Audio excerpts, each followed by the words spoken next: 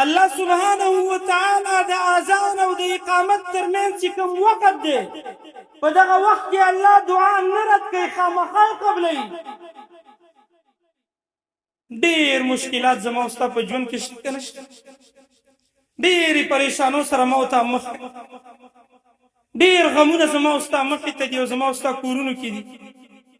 که راشه غمونه لرې جومات ته ټیم ورکه، په وخت راشه، د اذان او اقامت په منځ کې د الله نه وغواړه کنه.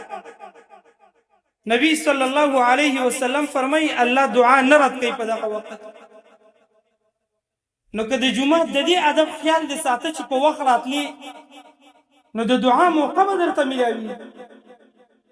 دعا به الله ته وکړي، د خپل ګناهونه به په الله باندې وبخي، خپل حاجتونه الله ته مخې مخې ته که چې الله روزګار مې نه دی برابر، دا برابر کړه. الله د پلانکۍ مسله لرم، دا پلانکۍ مسله لرم، دا لرم، هغه لرم، دا حاجتونه الله ته وړاندې.